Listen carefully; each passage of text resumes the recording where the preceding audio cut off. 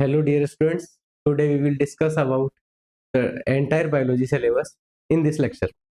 देखो बेटा, अपना जो ये सिलेबस है इसमें क्या क्या आने वाला है अपने 10th क्लास के सिलेबस के अकॉर्डिंग। तो बेटा, जब हम 10th क्लास की साइंस की जो एग्जामिनेशन दे रहे हैं इसके अंदर अपना टोटल 80 मार्क्स का जो पेपर हो रहा है, 80 मार्क्स का अपना क्या है, कंप्लीट पेपर होने वाला है। इसी 80 मार्क के पेपर में से बायोलॉजी आ रही है अपनी 25 मार्क के लिए। 25 मार्क के लिए ये यूनिट सेकंड से, वर्ड ऑफ लिविंग से, और बाकी 5 मार्क्स के लिए आ रही है नेचुरल रिसोर्सेज, जो कि 5 मार्क के लिए ओनली। ठीक है, तो दो अपने पास यूनिट है, यूनिट सेकंड और यूनिट फिफ्थ। इसमें से फर्स्ट यूनिट कौन सी है, वर्ड ऑफ लिविंग है, जो 25 मार्क की है, और जो फिफ्थ यूनिट है नेचुरल रिसोर्सेज, ओनली 5 मार्क की। यहाँ से बहुत ही आसान क्वेश्चन आने वाले होते हैं नेचुरल रिसोर्सेज। यहाँ से थोड़े से थिंकिंग बेस्ड क्वेश्चन होते हैं जो कि अपने को सोच विचार के थोड़े करने होते हैं। ठीक है बेटा, अब आगे की बात करते हैं बायोलॉजी में। फर्स्ट यूनिट को कौन सी अपनी, वर्ड ऑफ लिविंग, जो कि अपने सिलेबस में कहा है, यूनिट नंबर सेकंड में मेंशन की हुई है। इसमें कौन कौन से चैप्टर आ रहे हैं? फर्स्ट चैप्टर का नाम है अपना लाइफ प्रोसेस। लाइफ प्रोसेस में बेटा हम लोग क्या पढ़ने वाले हैं कि लाइफ क्या है, लाइफ प्रोसेस कौन कौन सी होती है, और उन प्रोसेस को डिटेल में स्टडी करना है। कौन कौन सी प्रोसेस है जो लाइफ प्रोसेस में अपने को पढ़नी है? फर्स्ट प्रोसेस पढ़ना है न्यूट्रिशन। इसके बाद में सेकंड प्रोसेस अपने को पढ़नी होती है रेस्पिरेशन। थर्ड प्रोसेस है ट्रांसपोर्टेशन, और फोर्थ प्रोसेस है excretion. Means nutrition, respiration, transportation और एक्सक्रीशन करके प्लांट और एनिमल्स दोनों में ये चारों के चारों पार्ट अपने को कंप्लीट करने हैं। इसके बाद में कंट्रोल और कोऑर्डिनेशन में, अब कंट्रोल और कोऑर्डिनेशन प्लांट में है, प्लांट के साथ साथ एनिमल्स में, और साथ में कुछ प्लांट हार्मोन्स है। ठीक है, क्या क्या पढ़ना है कंट्रोल एंड कोऑर्डिनेशन में? प्लांट का कंट्रोल एंड कोऑर्डिनेशन, एनिमल्स का कंट्रोल एंड कोऑर्डिनेशन, साथ में कुछ प्लांट हार्मोन्स और एनिमल्स हार्मोन्स। ठीक है बेटा, इसमें देखो प्लांट की बात करेंगे तो प्लांट में क्या मूवमेंट्स के जो टाइप होते हैं, ट्रोपिक मूवमेंट, टेक्टिक मूवमेंट, वो सब पढ़ना है। क्लियर। इसके बाद में एनिमल्स के लिए अपने को क्या पढ़ना होता है, नर्वस सिस्टम पढ़ना होता है। इसके साथ में इनवॉलेंटरी, वॉलेंटरी रिएक्शंस पढ़नी होती है। रिफ्लेक्स एक्शन क्या होता है बेटा, यहाँ से रिपीटेटिवली 3 मार्क्स के लिए क्वेश्चन देखे जाते हैं, बार बार लगभग हर एग्जामिनेशन में आ रहे हैं। कहाँ से? रिफ्लेक्स एक्शन से, रिफ्लेक्स आर्क से क्वेश्चन हर बार पूछे जा रहे हैं। फिर इसके बाद में जो एनिमल्स के हार्मोन्स है उनसे क्वेश्चन आ रहे हैं। ठीक है, तो बेटा ये सब अपने को पढ़ना है यूनिट नंबर 2 में। ठीक है, अपने 2 चैप्टर यहाँ पर कंप्लीट हो रहे हैं। कौन कौन से? एक लाइफ प्रोसेस, दूसरा कंट्रोल एंड कोऑर्डिनेशन।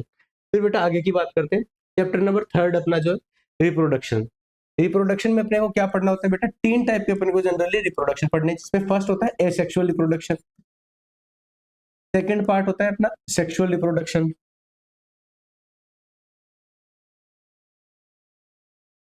रिप्रोडक्शन की बात करें तो बेटा रिप्रोडक्शन में अपने को क्या क्या पढ़ना होता है? फर्स्ट पार्ट है अपना एसेक्सुअल रिप्रोडक्शन। इसके बाद सेकंड पार्ट है सेक्सुअल रिप्रोडक्शन, जो कि प्लांट और एनिमल्स दोनों के रेस्पेक्ट से अपने को पढ़ना है। और थर्ड यूनिट होती है अपनी रिप्रोडक्टिव हेल्थ। ठीक है, रिप्रोडक्टिव हेल्थ हो गया, रिप्रोडक्शन हो गया, सेक्सुअल और एसेक्सुअल रिप्रोडक्शन हो गया कंप्लीट। ठीक है, इसी में बेटा हर बार 3 से 4 मार्क का क्वेश्चन आता है, डिस्क्रिप्टिव टाइप बढ़िया क्वेश्चन इससे पूछे जाते हैं, हर बार के क्वेश्चन सही है। और इसमें देखो मैं क्या क्या पढ़ना है, मैकेनिज्म पढ़नी है एसेक्सुअल रिप्रोडक्शन की, sexual reproduction in both plant and animals, फिर reproductive health, need and method of family planning, family planning की रिक्वायरमेंट क्यों पड़ी हमें, ये सब रीड करना है। फिर जो रिप्रोडक्शन के टाइम पे या फिर सेक्सुअल कॉन्जुगेशन के टाइम पर होने वाली जो डिजीज है उनके बारे में पढ़ना है, उनको प्रिवेंट करने हैं, कौन कौन से मेथड होते हैं उन सब के बारे में पढ़ना है।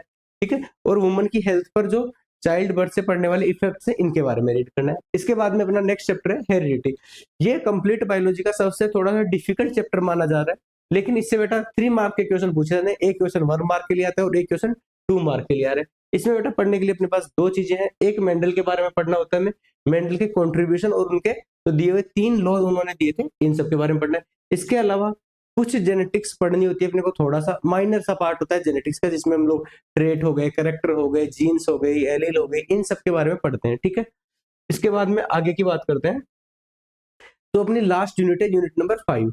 ये बेटा अकेली यूनिट है जो 5 मार्क के लिए पूछी जा रही है, और बहुत ही इजी क्वेश्चन यहाँ से आ रहे हैं जो किससे रिलेटेड होते हैं, अपने इकोसिस्टम से रिलेटेड है, एनवायरमेंट से रिलेटेड है, फूड चेन और फूड वेव के बारे में क्वेश्चन होते हैं। और बेटा कंप्लीट इसी एक यूनिट से 5 मार्क के क्वेश्चन अपने को पूछे जाते हैं, तो इसको बहुत ही ध्यान से पढ़ना है। एक बार थोड़ा सा हम रीड कर लेंगे तो उसके बाद में ये कभी भूलने वाली यूनिट नहीं है। जैसे बाकी जो 4 यूनिट है उनको पढ़ने के लिए थोड़ा सा ज्यादा टाइम देना पड़ता है और डिस्क्रिप्टिव चीजें पढ़नी होती है, डायग्राम बना के पढ़ना होता है। इसमें ऐसा कुछ है नहीं बेटा, इतना खास है नहीं। क्लियर। इसके बाद में आगे की बात करते हैं। जो देखो अपने जो सिलेबस है बेटा, उसमें दो चीजें हैं, एक समेटिव चीज है, दूसरी फॉर्मेटिव चीज है।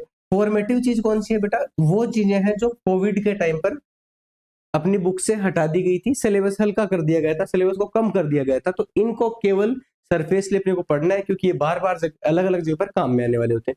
इसके अलावा कौन सी समेटिव चीजें होती है जिनको अपने को 100% फोकस में रखना है, इन्हीं से अपना 80 मार्क का जो क्वेश्चन पेपर होता है वो बनता है। ठीक है, फिर इसके बाद में बात करते हैं, ये जो फॉर्मेटिव चीजें इनको स्ट्रेस फ्री पढ़ना होता है अपने को। क्लियर। इसके बाद में देखो बायोलॉजी की बात करते हैं। यहाँ पर बायोलॉजी में पढ़ना क्या है, अपने को लेबल डायग्राम की प्रैक्टिस करनी है कि कौन कौन से ब्रेन हो गया, रिफ्लेक्स आर्क हो गया, female and male reproductive system हो गए, और इसके बाद में हार्मोन से उनके फंक्शंस याद करने हैं बहुत अच्छे तरीके से।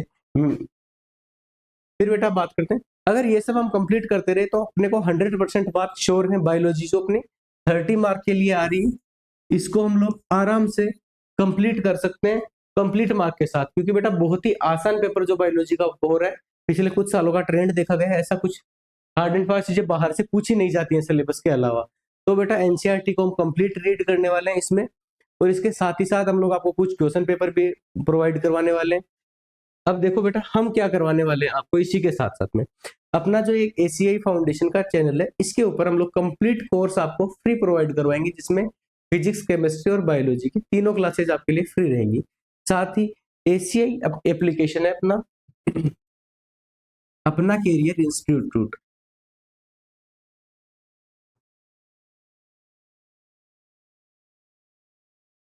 इस नाम से अपने को प्ले स्टोर पर एक एप्लीकेशन मिलने वाली है। इसमें हम लोग हर एक क्लास के बाद में कुछ ऑब्जेक्टिव क्वेश्चन, कुछ डिस्क्रिप्टिव क्वेश्चन ऐड करने वाले हैं। साथ ही साथ ये तो हो गया अपना डीपीपी की तरह, डेली प्रॉब्लम प्रैक्टिस सेट की तरह हो गया। इसके साथ हर वीकेंड में एक माइनर टेस्ट रखने वाले हैं, बहुत ही नॉमिनल प्राइस पे ये सब स्टार्ट होगा। तो आपको अगर ठीक लगे तो आप विजिट कर सकते हो इसके लिए। लेकिन अगर आप ये सब कंप्लीट करते हो तो मैं आपको गारंटी के साथ कह रहा हूँ कि जो आपका 80 मार्क का पेपर है, वो मैं कंप्लीटली जो आपको डीपीपी दी गई है और माइनर टेस्ट में पूछे गए क्वेश्चन है, वहां से एक बार मैच करवा दूंगा आराम से। ठीक है बेटा, इसी के साथ थैंक यू, बाकी मिलते हैं अगले लेक्चर नंबर 1 में। ठीक है बेटा, धन्यवाद।